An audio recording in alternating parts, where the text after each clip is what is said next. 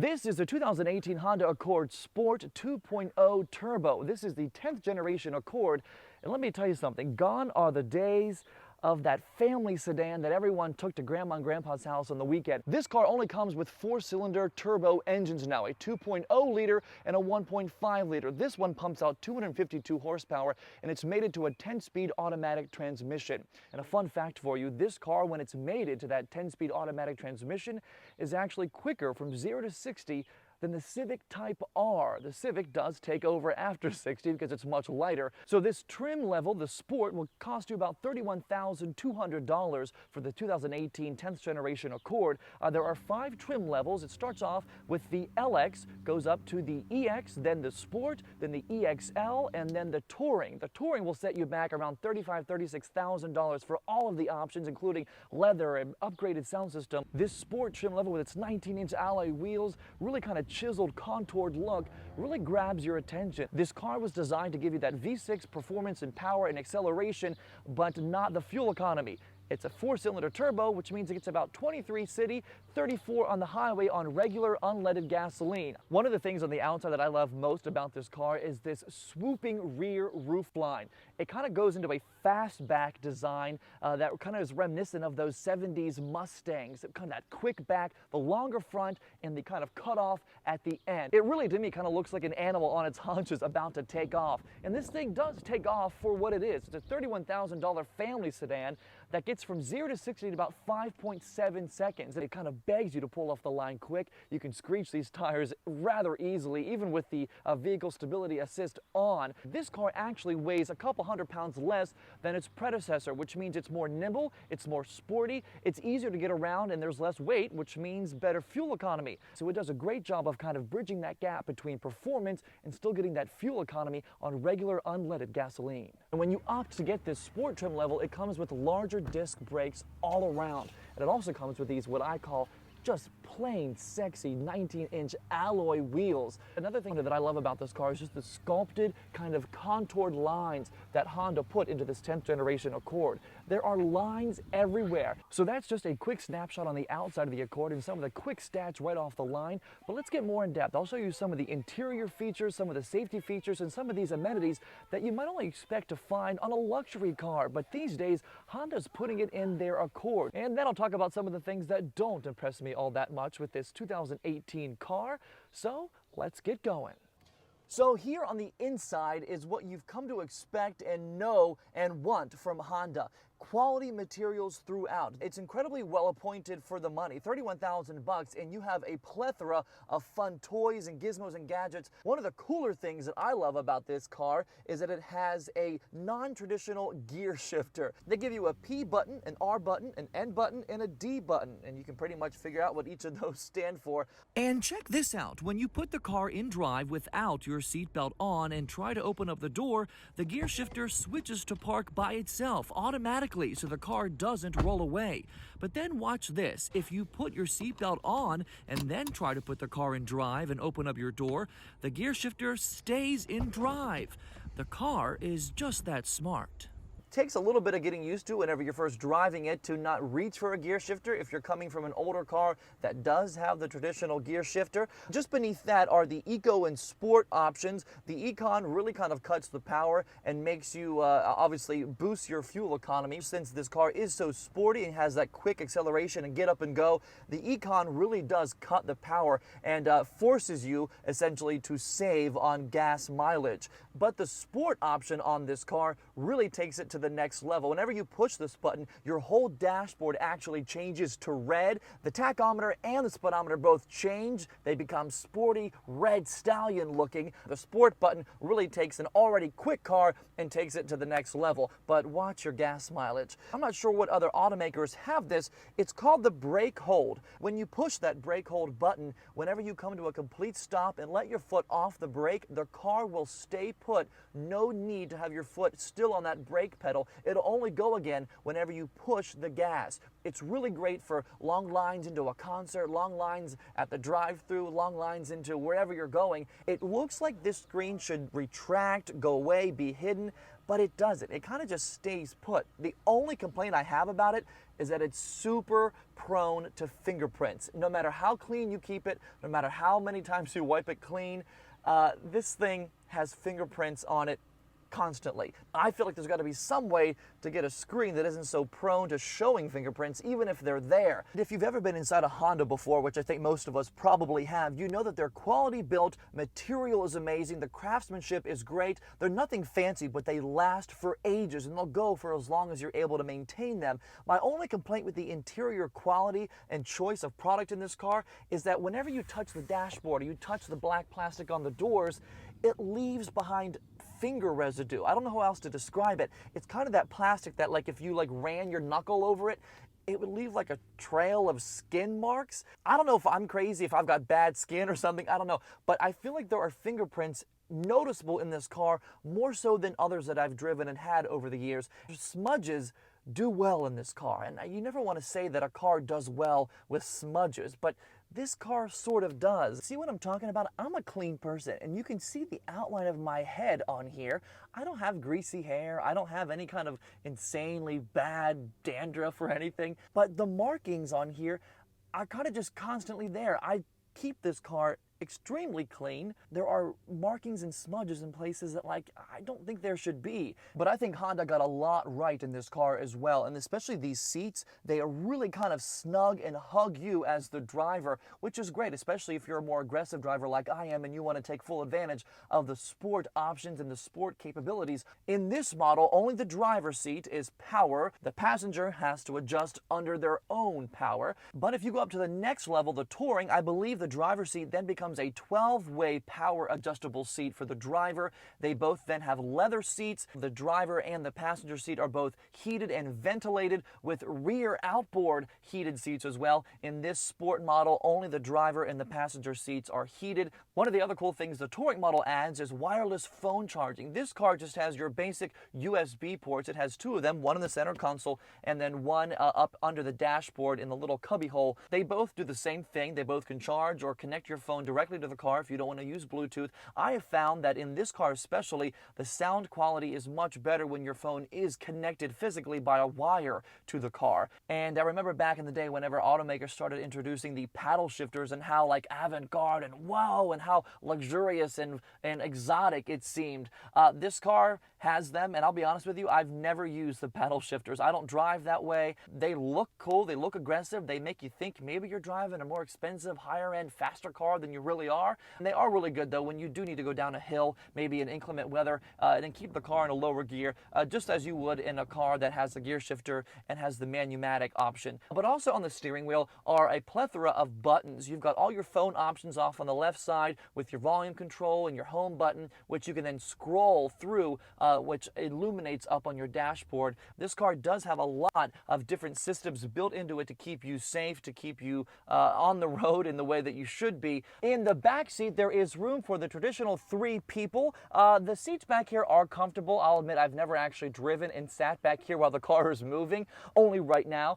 But you've got the room for 3. There isn't a ton of leg space if you've got higher knees like I am. This is where my seat sits whenever I drive. So this isn't terribly comfortable for a long trip because you've got about an inch of space before your knees hit the seat. The rear seats are comfortable. They're not hard. They're not too soft where you kind of just feel like there's no support. The seats back here, like the front seats, have this kind of faux leather and cloth inserts. Nothing back here feels terribly rich, terribly luxurious. That's not the point of this car, but it does make it look nicer than just having cloth all around. But in the center here, you do have kind of the 2 cup holders and a nice armrest if no one's sitting in the center.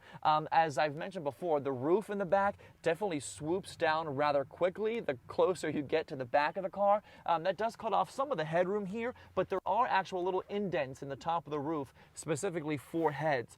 If you look up in here, you can kind of see that the shadow of the roof curves to make more room for folks with their heads. You also do have here in the back seat the climate control. Just in the center here, you've got 2 vents. You really can't do much other than change the force of the wind, the force of the vents. The floor on this car isn't the nicest black material that I've ever seen. It is rather soft, but again, since it is black, dirt shows like crazy. And especially if you live in an area where there's a lot of winter weather and you've got lots of salt on the road, salt in this car shows like no one's business. And when I got this car, I was actually kind of worried that my insurance was going to go up a lot because it is sportier and it's red. So I thought, oh, well, you know, the insurance company is going to screw me on this. But actually, my insurance bill went down about 10 to 15 bucks a month because this car is so stock full of safety features. And one of the things that this car really is full of are airbags. Back here, side curtain airbags for the passengers in the back, and this small little window, which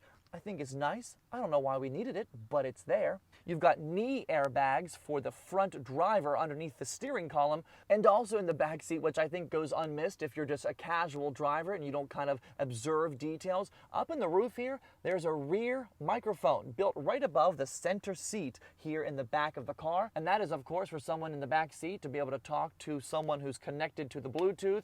And for those of you who have kids, this back seat actually is well appointed for you. There are 3 separate child restraint system locks. The anchors for them are across the whole rear deck of this car. So you could potentially put 3 child seats back here. And at the back of the car here, this is the rear backup camera, which you can obviously tell. One of the things I wish this thing did was retract and go back up inside the car whenever you're not using it, because it gets insanely dirty. And at some point, it's so dirty and so covered by grime and dirt or just water even, and you can't see. One of the cool things about this car is that whenever you get in,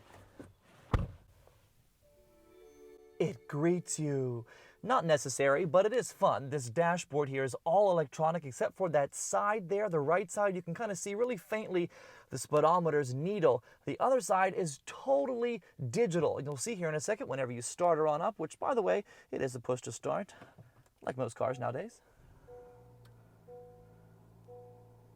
And see that left side there where it says fasten seatbelt is entirely digital, and I'll prove it to you. Watch.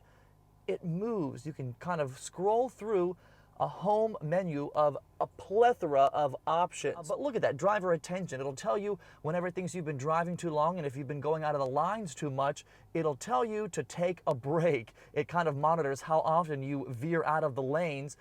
Traffic signs, this thing up here, this big device reads the signs on the outside of the car, reads the speed limit, and it actually pops up right there underneath the ACC LKAS. It'll tell you how fast you should be going in any given area. The other things you can change, you can do your phone from here, you can do all your audio from here, and that way it's actually easier than having to glance over at your big center screen here, which is nice. But if I had it my way, like in Saabs, they would flip this thing and kind of angle it more towards the driver. That way you're not having to sit in the middle of the car to figure out what the heck it says. Maybe there's a glare or a light on it and it's, like, see, just like that, it blocks half the screen sometimes. And you can change your tachometer. If you hold it in, it'll change it to kilometers an hour. What's really amazing is that you really can't tell. That is a physical, actually there speedometer, and that one is totally digital. Whenever you push this button right here, this is how close the car will follow another car when it's set to automatic cruise control. So watch it. Whenever you push that button, it actually changes how close or how far the car will follow another car until it slows itself down. But the other button here is the lane keep assist, the LKAS, lane keep assist system. Lots of acronyms in this car. Whenever you push this button, watch what happens up here. It actually shows the different lines on the side of the road that the car is reading. It's called Honda Sensing. It's built into the front grille of the car. It actually will follow the lines and keep the car in those lines. And when it does it, the steering wheel actually shakes at you and it'll say, steering required, steering required. It's automatically on no matter what you do. To disengage all of that though, in addition to the automatic cruise control, this button over here, it's a round circle around the car. You push that and it'll actually ask you for the road mitigation system. You can turn off each individual one. You can turn off the lane keep assist. You can turn off the collision warning, or you can turn off all of it together. Push that button one more time and it actually just goes away. Another fun feature that I think shows Honda is trying to think of detail is, watch this. Whenever you make the temperature warmer, the little lights turn red around the little button. Whenever you turn it colder, it gets blue. Doesn't do a damn thing other than entertain you, but it is fun to kind of have both of these things turn blue, turn red at the spin of a little button.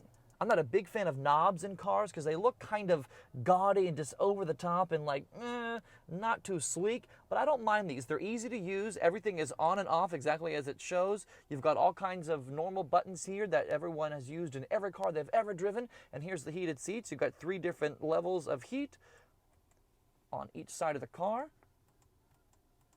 And they're great. Whenever you start this thing remotely from inside, if it's a really cold day, these automatically come on and the car heats up, and so does your seat. So when you come outside and it's like 15 degrees out, it's ready to go, and your car and your butt nice and warm. All right, so you gotta excuse right off the bat how I look, because I look different than I did in those previous shots in the red shirt. That was shot months ago, and now it's the summer and it's hot as balls outside, so I don't have a sweatshirt on any longer. But I still have this beautiful 2018 Honda Accord Sport 2.0 Turbo, and we're out on the road now to give you an idea of how I think it drives. And I gotta tell you something, it is one of the funnest cars I've ever owned and driven. I've had about 10 cars maybe in my short 15 years of driving, but I gotta tell you something, it is such a joy to drive out on the road. I think what's so fun about it is that it's unexpected. You expect a BMW or a Mercedes to drive super cool and super fast, to be really firm and planted on the ground. You don't expect a Honda Accord to be that way, but this car really is. The steering is sporty and firm and precise. The suspension is nice and taut and firm as well. The car feels planted on the ground. You never feel like, oh, I took that corner too fast, or oh my goodness, I'm going too quick down the highway. A little bit of turbo lag. I've also got the air conditioning on, so the car's probably like, dude, what you doing? But the power is almost immediate, which I so love.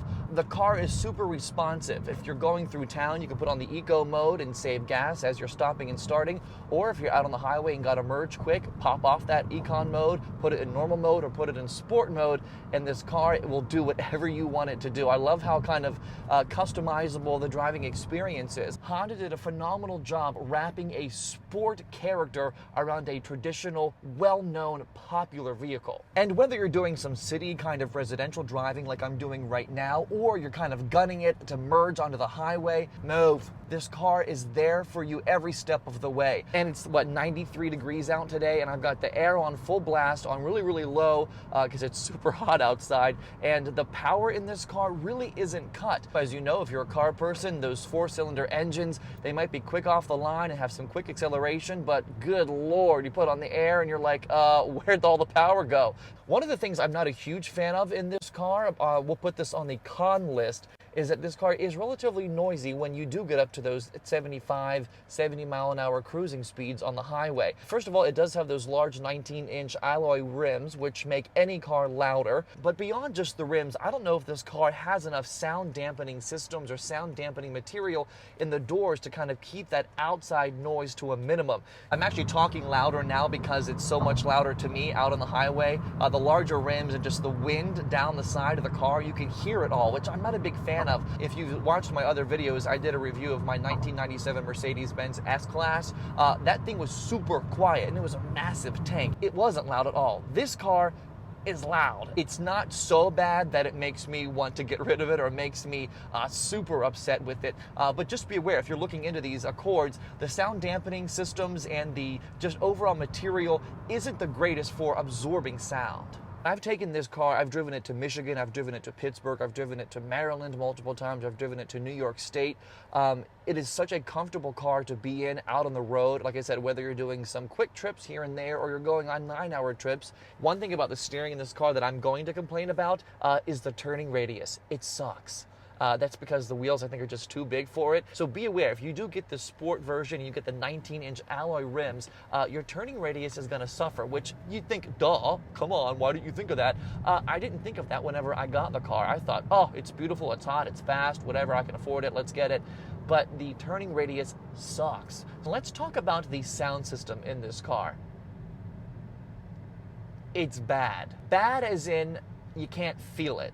I'm such an audiophile. I love hearing my music and feeling it. I love having bass, It's clear, it's crisp in this car. The sound system sounds okay, but there's no bass. No matter what setting you put it on, it desperately needs a subwoofer. It desperately needs a brand name sound system. So if you're into audio and into feeling your music and having that nice sound whenever the bass hits, this Honda Accord is not your car because it doesn't have it. So that is it in a nutshell. The 2018 Honda Accord Sport 2.0 Turbo, affordable and awesome at any price. So if you haven't already, hit that subscribe button to Overdrive Reviews. We're gonna be putting up lots of cool content in the coming weeks here. Let me know in the comments below what other kind of content, what other kind of information you wanna see out of these reviews. It's still a young channel. Hopefully you guys are along for the ride as we continue to grow here at Overdrive Reviews. For now, that is this week's review. We will catch you next time.